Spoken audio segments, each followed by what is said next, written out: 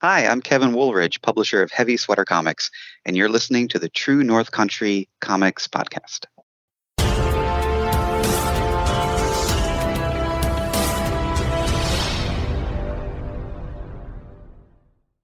Welcome to the True North Country Comics podcast, dedicated to promote Canadian comic book and graphic novel creators and supporters. I'm John Swinimer. If you want to drop me a line, you can contact me at john@truenorthcountrycomics.com. On this episode, I chat with Kevin Woolridge about his new publishing company, Heavy Sweater Comics, and more. This podcast is available on Apple Podcasts and Google Podcasts, and YouTube. Please like and subscribe to that video channel. And if you want to help the site and the podcast, please consider supporting the effort by chipping in at ko-fi.com/True North Country Comics. Your patronage is greatly appreciated. Kevin is a cartoonist from Gould's, Newfoundland and Labrador. His works include the comic strip The Little World that was featured in Current Magazine, alongside his editorial cartoon The Opposition. He recently launched his own publishing company, Heavy Sweater Comics. Kevin loves Godzilla movies, collects vintage toys. He's a hater of wet socks. His most recent book is Andy and the Magic Box. The story of Andy and the Magic Box goes like this. Steve and his friends have heard that Andy the Magician will be performing soon, but what they're really interested in is Andy's magic cardboard box. Where did he get it? How does it work? Is it magnets, invisible wires, or something more sinister? The only way to know the full story is to ask the magician himself. Set in Kevin Woolridge's The Little World, Andy and the Magic Box is a story for all ages. Because we got too wrapped up in the discussion after we hung up, Kevin wanted me to also mention some other conventions taking place in Newfoundland and Labrador, namely Atlanticon that takes place in Corner Brook and Gander Geek Fest that occurs in Gander. So, without further ado, here's my chat with Kevin Woolridge about his new publishing company, Heavy Sweater Comics, and more. So, Kevin Woolridge, thank you very much for taking time to chat with me. Oh, no problem. Anytime. I appreciate your time. Before we get started with all the questions, I want to ask you, what was the first comic book that you read? First comic book, that's a really good question. I started reading comic strips. That was kind of my introduction to comics. I was a big Garfield fan back in the day, and that's pretty much how I learned to draw, was copying comic strips. When it comes to comic books themselves, I don't know, maybe something like Starman or Darkhawk or something a little bit earlier. That's kind of 90s. It was probably a Spider-Man or a Batman book, honestly, yeah. Mm-hmm. Sure. Well, lots of good stuff there growing up, but I'm wondering who or what inspires you to create today? I mean, everybody who's friends of mine who are working in the industry, I find extremely inspiring. Just to see their successes and what they're doing is really exciting to me. In terms of other artists who are working, Jeff Smith was always a big inspiration. Mm-hmm. A lot of my own work is kind of in the same type of adventure-y kind of genre for all ages type thing, like his Bone series. And I'm also a big fan of like Mike Mignola's Hellboy and BPRD. If I could draw like him, I'd be happy. Yeah, he's definitely making waves, that's for sure. Well, you've been making the news too about your new publishing house, Heavy Sweater Comics. What if you could explain what it's all about and maybe how it got started? Well, I've been self-publishing for a while. I kind of started in comics as a comic strip artist around 2007, 2008 for a local newspaper. I did that for a few years, and that kind of spun off into mini comics. And I was self-publishing for a few years under the name Little Gray Dog Comics and Games, because I do a little bit of game design as well. And then I took a break from it. I went back to school, got my master's in my other career, which is in the theater arts. And then came back home and the pandemic hit and kind of put the theater career on hold. And I was doing a little bit of drawing and I thought, I really liked doing this. Maybe I'll go back to it. This is something I can do on the side. And I thought, if I'm going to go back to it, let's make it a proper business. And then I thought, if I'm going to make this a proper business, let's invite other people and maybe I can publish other people as well. And that's kind of how it started. I found out that Little Gray Dog is the name of another company elsewhere. So I started fishing around for new ideas, and some friends of mine just started throwing names at me, and that's how Heavy Sweater kind of started. I guess Newfoundland's known for heavy sweaters? Well, I am anyway. Okay, cool. Well, you were talking about your own projects. Wondering what's the latest thing that you have on the go? Right now, I'm working on a graphic memoir called Nothing Super Important.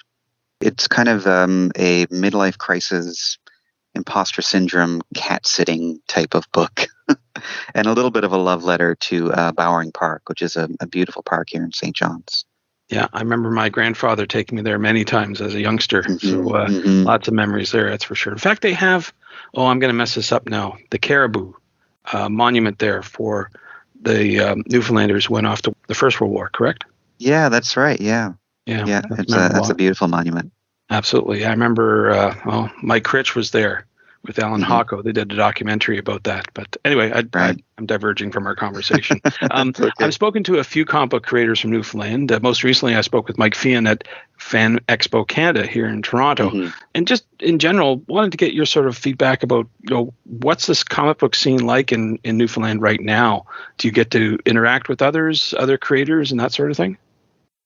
Yeah, occasionally. I mean, we have a couple of conventions down here, annual conventions, Sci-Fi on the Rock, Avalon Expo, and then, sometimes you'll get smaller art shows and things like that. So every now and again, there's a local comic jam that happens once a month. There's a festival called the Whole Fest Festival. They had a zine fest recently, so that was kind of fun to see lots of zine makers there. I mean, it's burgeoning, We've got some really great artists here, and as you probably, I'm sure indie comic book creation is a very isolating type of thing. You're in your office or at your table and you're working all hours of the night. You don't see anybody. At least that's my experience. So Yeah. having the opportunity every now and again to meet up with folks is really great. And we've had artists here who have had great success and are continuing to have great success, which is really encouraging for the industry. Absolutely. Now, I wanted to get your sort of honest reaction about how your publishing house that you've set up will help these up and coming comic book creators. How are you working with them? I kind of see it as kind of a not a goal line, but something to work towards. Like I guess as an example, part of what the company is planning on doing is a bit of game publishing as well, board Hmm. and card games. Not to diverge too much, but it's a good analogy. And you get a lot of designers who have ideas and are working on a few things, but they just need a nudge, to make it to that next step. They need a goal poster. They need to get some skin in the game. And so one of the thoughts behind Heavy Sweater would be to do a little game design expo, where a bunch of designers get together and just show each other what they're working on. And I feel the same way about cartoonists as well, because we've got lots of great artists here. Not all of them have necessarily worked on a full book or Hmm. even a full mini comic, but they might have some story ideas kind of like, rattling around up there. And they might be wonderful illustrators. So being able to say, hey, I'm here, I'm going to publish stuff. This is what the kind of stuff I'm looking for. These are the guidelines. It might light a fire under some people. That's kind of my hope anyway. Right, right. Now, before we started chatting, I was asking you about comic book conventions in Newfoundland. You just Hmm. mentioned a couple of things there. Do you think there's an opportunity for a proper comic book convention, maybe more like a fan expo, let's say, that would incorporate various types of interests in Newfoundland in the near future? You think that might happen? I think so. I mean, the conventions that I mentioned are very much kind of like those type of expos. It's a lot of makers, and they also get guests down to speak. The anime scene is very, very large here. I don't know about on the mainland, but whenever I go to these conventions, there's a lot of anime, a lot of manga, a lot of folks interested in that. So not so much original comic book creators. I think something that's a little like starting a little bit smaller might work really well. One of the troubles, of course, here all the time with guests is that it's so expensive to travel to the Right. island, right? Hmm. So getting folks down is always, always troublesome. But yeah, no, I think the market is there, and I really do. Okay. That's the thing, even about this company, is that you don't really know until you try. Like I don't know if this is going to work, but I feel like I have to do it and see how far I can go. And I think Sure. the same for any type of event that's going to happen here.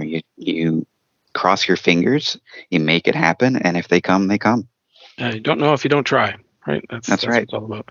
Well, I wanted to go just a little bit off the beaten path there and ask you a question I've been asking other creators. It's about the use of AI in comic book creation. So I want to get your take. Do you think that AI is helpful or harmful to comic book creation?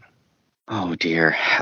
Well, on my own submission call, I clearly state that I ask for no AI submissions.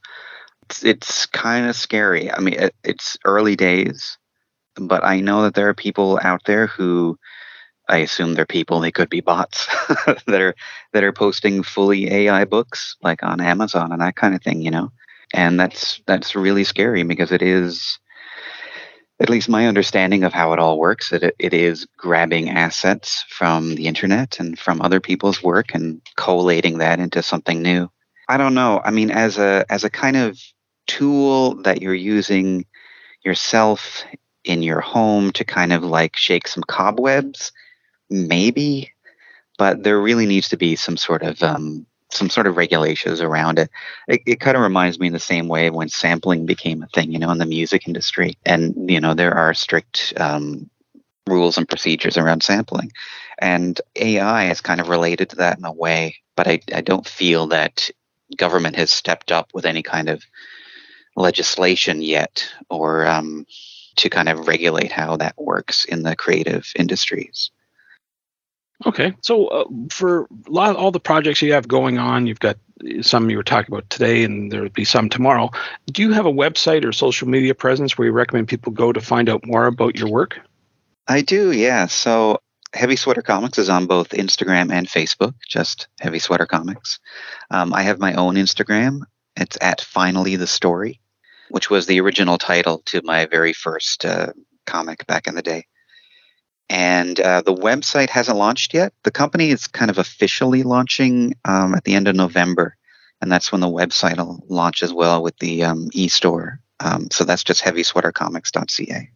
Sounds good. Well, Kevin, those are all the questions I have for you. But I'm wondering, is there something I didn't ask that you'd like to get across this interview? Something that I try to tell people who have an idea is just to go for it.